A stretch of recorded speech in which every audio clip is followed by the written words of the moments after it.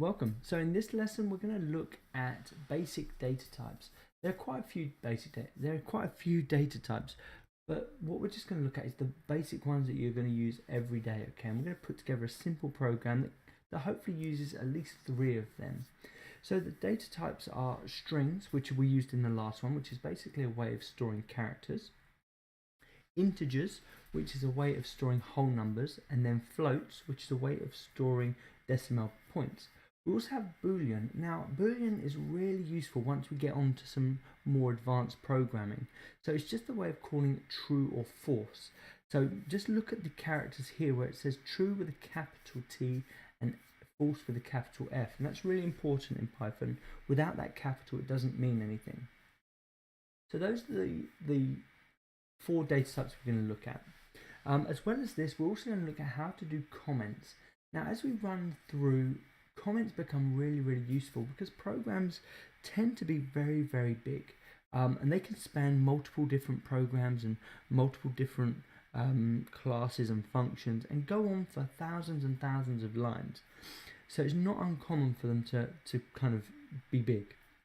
So when we use comments, it's just a way of saying, hey, this bit of code does this particular thing. And there's a couple of ways of commenting, which I'll show you now. So let's open up another program. So if we come down to our start bar and then scroll down to the P where we've got our Python idle program housed, then click on the idle button. And it opens up this terminal. So we just need to say file and then new file. Now for this one, I'm just going to shut the terminal here. We don't really need that.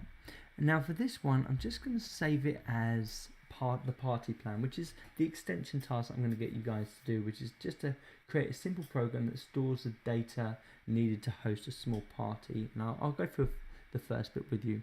So if we just say save, and we're just going to call it party underscore plan dot py. Make sure it says save as type. It also says a Python file, and make sure you've got it in your Python basics. So the one that we've created so far is the hello world, and now we're going to do this party plan. So press save, and we have that saved so far. So what we learned last time, then we learned how to output using the print statement. We used the variable to store information, and then we used the input to get user data. We also looked at strings, and we also looked at concatenation. So let's just go through that just really quickly. So the print statement, or the print function, and it's denoted as a function because of these 2 brackets, and the string value is always inside of these 2 speech marks. So we say hello, and there we go. So far we used the print and we've used hello. Just to make sure everything's working, we just press run and then run module, and that will also ask you to save it, which is great. And then it will run, and hopefully it will say hello, which basically means my file is working and everything is good. There's no errors there.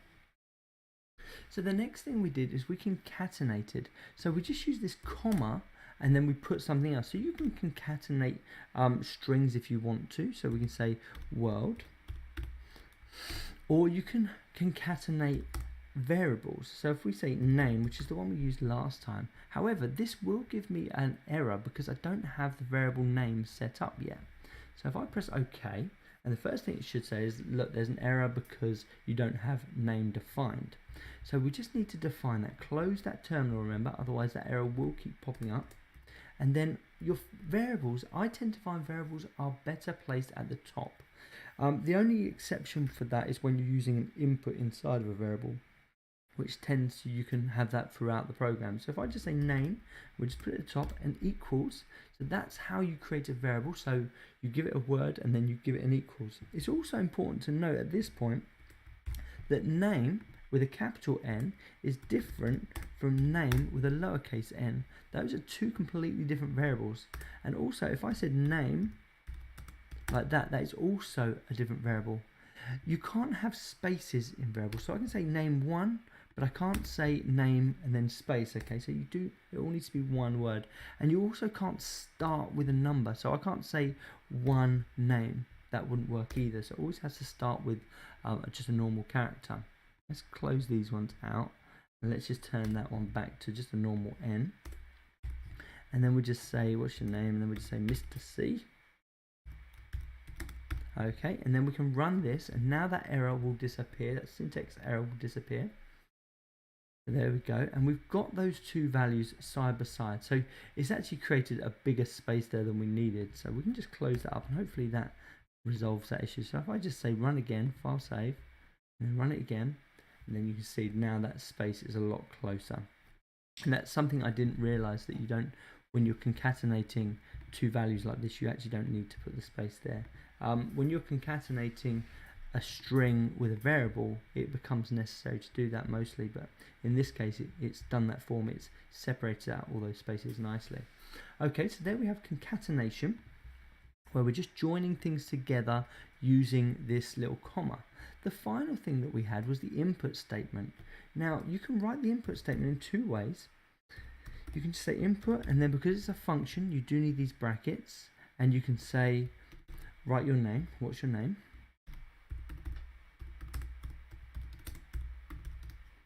Which is great, and that will store the information inside of name, which is great, and then you can call it whenever you need. So I'm calling it here, but if I wanted to call it again, so if I want to say print and then name, and I don't need the speech marks because I'm calling a variable, not a string.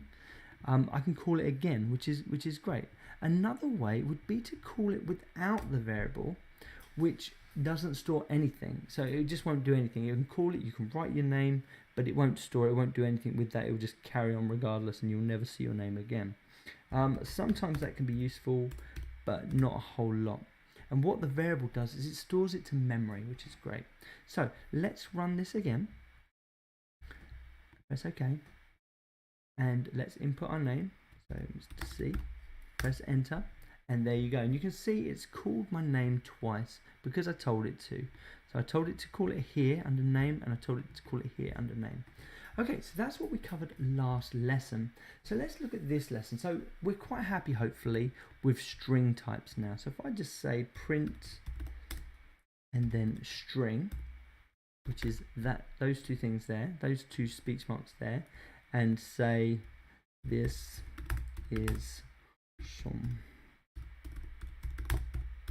big. Okay, this is something big. There's a string. So basically it's anything that goes inside of these, and you can have numbers in there. And it's important to note that when you put a number inside of a string, it's not a real number. It's actually text. Okay, so it won't calculate like a number. It will calculate like text. So that's quite important. So if you would say something like calculate this number with something else, that wouldn't actually do it. It wouldn't do the job you're expecting it to, because it's not seeing it in the same way as a number would be represented. Which brings me on to my next one. So let's just write this out as variable. So this is a string 1, and we're just going to say this is. So there we are. We have our string value. The next one we want is an integer. Now sometimes you can't just say the word integer because sometimes they're held in other respects. So if it's held as a keyword that can be used elsewhere, sometimes you can't. So for instance, if I wanted a variable called 4, it comes up in orange, and it's basically telling me no, you can't use this because it's needed somewhere else. Okay, so you can't use this as a variable name. So it gives me this orange, say hey, actually this is something else. Okay, so the integer is very simple. It's a whole number, and the whole number can be as big as you want. And there's my integer. So the next one is the float. So the float, and there you go. So I get this value. It basically says you can't use this because it's needed somewhere else. So that's why I kind of put float 1. It just kind of cancels that out. So I can say 1.9. Okay, and there's my floating value. It's my decimal point. The next one is my Boolean. So my Boolean value, and Booleans are really interesting. When you get more complex, you can basically say that if something is false or if something's true, run this bit of code. At the moment, because we haven't kind of learnt that yet, it's very difficult to kind of to use it. But just to know that it can only have two values. It can have true or it can have false, okay? So in this case, it's gone orange, but it's in the right context. I want it to be a Boolean value, and it's given me an orange saying that this is a Boolean value. So if I say bool, boolean 2 and set boolean 2 to false, and you'll notice that it's the same there. And these are keywords. They are boolean true or false, and those are our data types so far. There are more. There's lists and there's tuples and there's dictionaries. There's all kinds of things like that to get more complex. But at the moment, we're just going to look at using basic data types and how we can use them.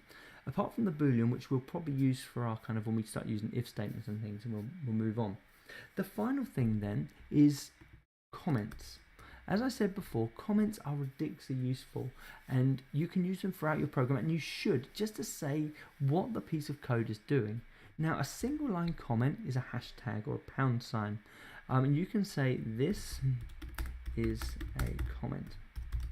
Okay, if you want multiple line comment, you would put 3 speech marks, singular speech marks, and you'd say this is a multi-line comment. Okay, so if you want to write something really big, and then you have to close it with 3 more, okay, and then you can start your program down here. So if I say print, and then we just say hello, you'll notice that none of these comments should appear, okay, and you obviously, all of these variables won't appear either, because all the variables done is it's stored data. There's no output, there's no input, it's just stored data. So if I run it now and say run, and press OK, and run it, and you'll see it just says hello. So everything else is kind of stored in the background, and that's it. So there's comments, there's our 4 basic data types that we can use to manipulate data. So our mission now is to create a simple program that stores the data needed to host a small birthday party. And then I'd like you just to output that information however you want. So you can have multiple print statements to output it, or whatever you want. It's completely up to you. But we're going to use the information that we learned last lesson and the information that we've learned this lesson. So the first thing we need to do then is say how many people. So let's just say people. And this is the people coming, or party goers, that would be better. Let me get rid of all this. So let's say party goers. Now notice there's no space there. I can use an underscore, which might be good. So party goers. So I can do this as an input. It might change. You might need to add more people. You might need to take people away. So we just say input, and then we can just say how many people are going.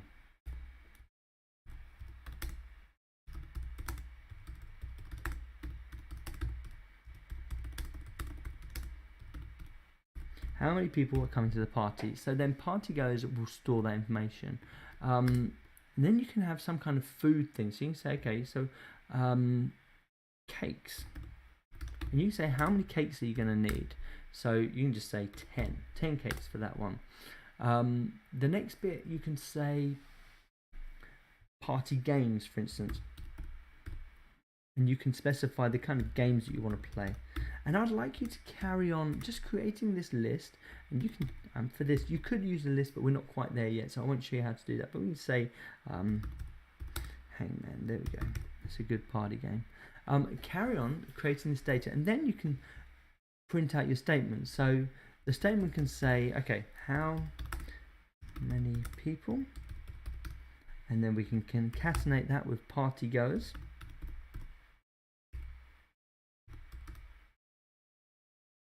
Oops, spelled party goes wrong. There we go, that's better.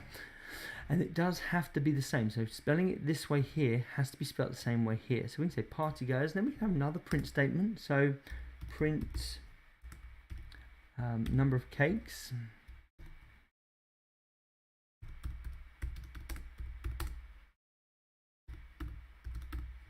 Number of cakes, close that up. And then we can just say cakes.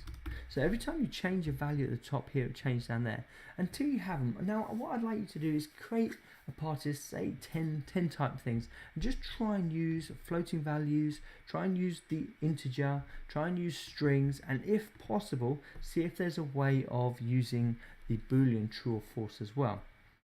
So that's your task for this one. Get cracking with that, and I'll see you in the next lesson.